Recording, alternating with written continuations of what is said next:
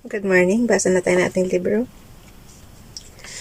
History of the Filipino People by Agoncillo and Guerrero. Yung mga kapwa ko Pilipino dyan, basa na ng ating history book. Nandito tayo sa part 2.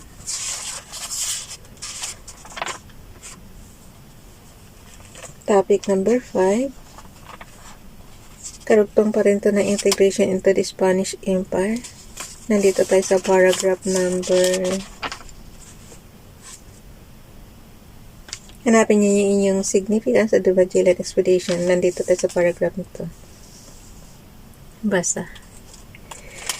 Significance of the Magellan Expedition. Magellan had proved that the East could be reached by sailing westward from Europe. His discovery of the Philippines brought the archipelago into the awareness of Europe. On September 6, 1522, the ship Victoria, under the command of Sebastian del Cano, reached the port of Seville. One ship and 18 men were all that remained of the Magellan expedition, yet they were responsible for completing the first circumnavigation of the world. The Treaty of Zaragoza, 1529. In an effort to make good the Spanish claim on the Moluccas, Charles sent 3 expeditions in 1525, 1526, and 1527, with precise instructions to its leaders to set up trading stations and Spanish fortifications in the Moluccas, China, and Japan. These expeditions, however, failed miserably, weakened financially, and discouraged by the total failure of these ventures. Charles I agreed to conclude a treaty with the Portuguese. This treaty, apart from providing Spain with much needed revenues, purported to define the respective jurisdictions of the two powers in the Pacific area and to solve the problem of ownership of the much coveted island of Moluccas. On April 22, 1529, Spain and Portugal concluded the Treaty of Zaragoza. The demarcation line was extended to and defined in Pacific at 2971 in the Pacific at 2971 half. Ano ibig sabihin ito?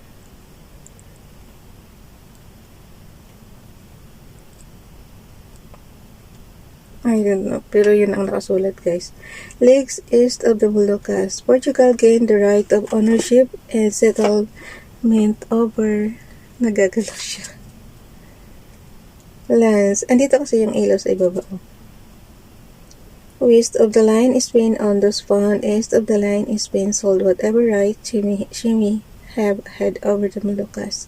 With very scant knowledge of the exact position of the demarcation line, Spain sold the Moluccas, which actually lay within the Portuguese sphere of influence, and claimed ownership over the Philippines, which was also unquestionably within the Portuguese side of the demarcation line.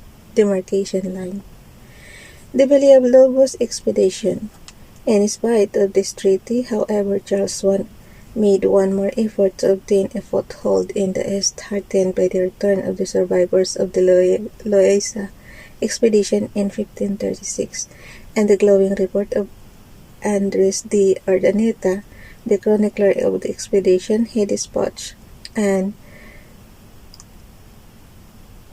expedition headed by Roy de Villalobos, which sailed in 1542 from Navidad, Mexico.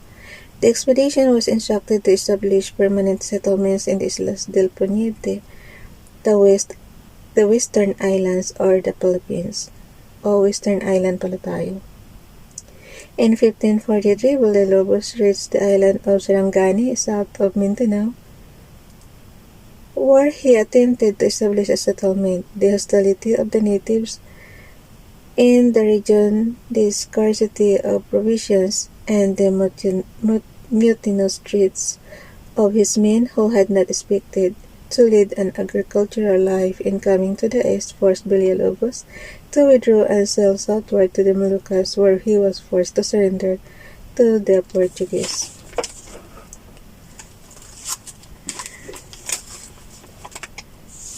Kung tutuusin pala guys, parang napakakunti lang naman nila. Tapos, bakit tayo nasakop? Yung mga nakasakay sa, di ba? Yung mga nakasakay sa barko. Ilan yun? 18 men? Ulit. Villalobos also touched at the island of Leyte and Bernardo de la Torre. A member of the expedition gave the summer Leyte region the name Filipinas in honor of Philip, the Spanish crown prince and later Philip II successor to Charles I. Later on, the name was applied to the entire archipelago. The Legazpi Expedition, Philip II, who had succeeded to the throne upon the abdication of Charles I in 1556, decided to give up all claims to the Moluccas and instead establish Spanish sovereignty over the Philippines beyond dispute. He ordered the Viceroy of Mexico to fit an expedition to the Philippine Islands, establish a permanent settlement there that could be used favorably in the spice trade, and from there discover a return route to Mexico. Miguel Lopez de Legazpi headed the expedition which sailed from Mexico in November 1564. With him as chief advisor and navigator was Fray Andres de Urdaneta, a scholar priest of high moral character who had returned with the survivors of the unsuccessful Loaiza expedition a few years earlier.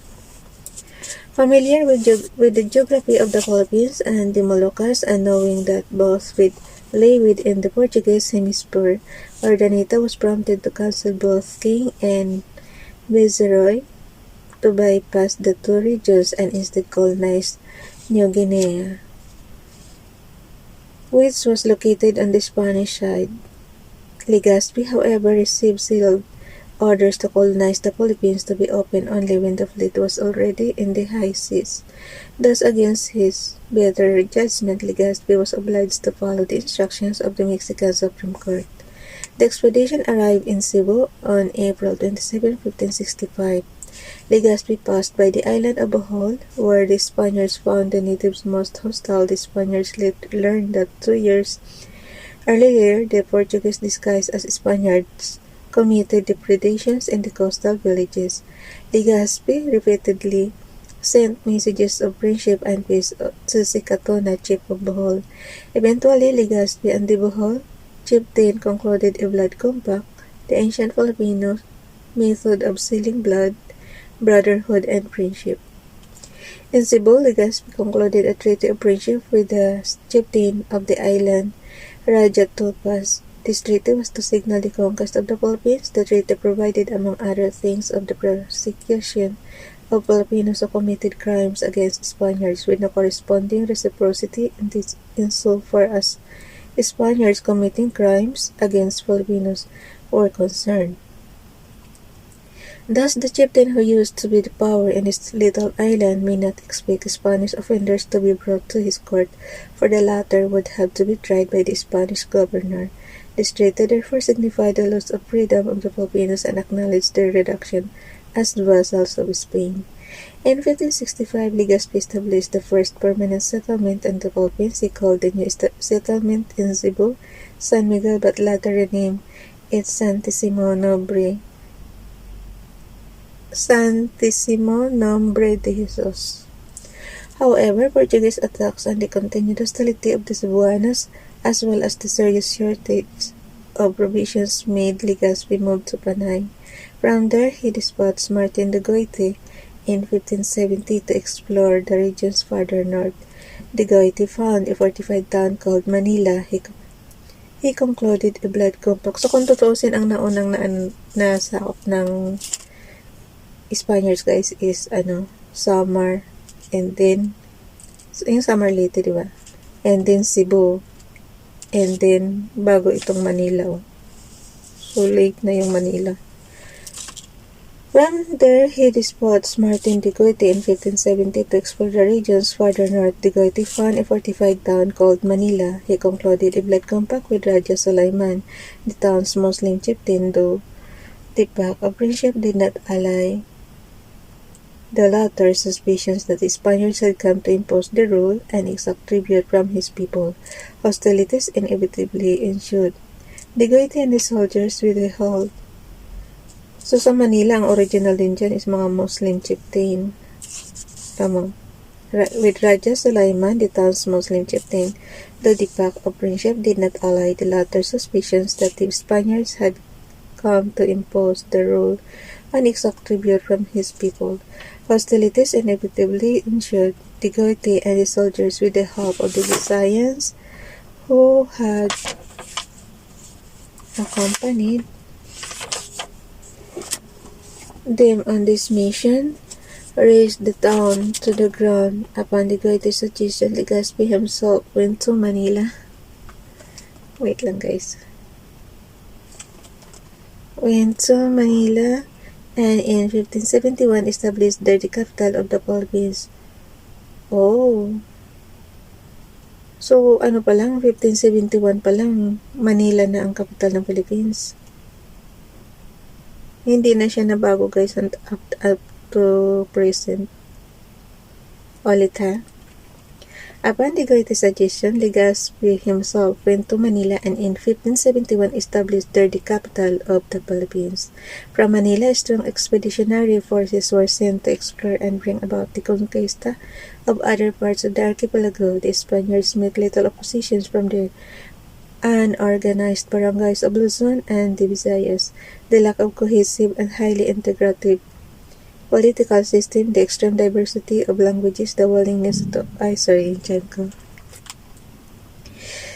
Mamaya, inuman ko yung tubig. Languages, the willingness to cooperate on the part of many chieftains whose power the Spaniards were careful to give a semblance of recognition and respect, facilitated the work of the Spaniards. Alam niyo guys, pag salita ka na salita, tapos ano yung hangin lalabas talaga. So, nakukulo-kulo yung tiyan. Okay, so enthusiastically was the conquista carried. Palitan ko yung the lack of cohesive and highly integrated political system, the extremely diversity of languages, the willingness to cooperate on the part of many chieftains whose power the Spaniards were careful to give a semblance of recognition and respect, facilitated the work of the Spaniards. So enthusiastically was the conquista carried out that by 1576, the Spaniards succeeded establishing control over a great part of the Philippines. The work of conquest and colonization of the Philippines, however, to continue until 1898. Grabe tagal na. When the Filipinos declared their independence, the interior districts of the larger islands, the Muslim-controlled islands of Mindanao and Sulu, never quite successfully came under the control of the Spaniards. Yan, magaling Hindi nasakop yung Mindanao. And the lowland settlements that were later to become provinces, the missionaries played an indispensable role in reducing the Filipinos to submission by converting them to Christianity. Alam niyo guys, nung araw pa pala talaga, Muslim tayo. So, naging Christian lang tayo nung masakop ng Spaniards. Kasi ang original na mga chieftain o puro Muslims. The Filipinos to submission, the converting them to Christianity. Thus did the sword and the cross work hand in hand to introduce and preserve Spanish power in the Philippines. The delicate task of keeping the colony integrated with the Spanish Empire would not slacken even when, toward the end of the 19th century, Spanish resources were no longer capable of doing so. So, tomorrow, developments in Spain. Paragraph tayo ng developments in Spain and Europe. Impact on the Philippines. So, bukas na to guys. November 22 na yan bukas. Bye everyone. God bless.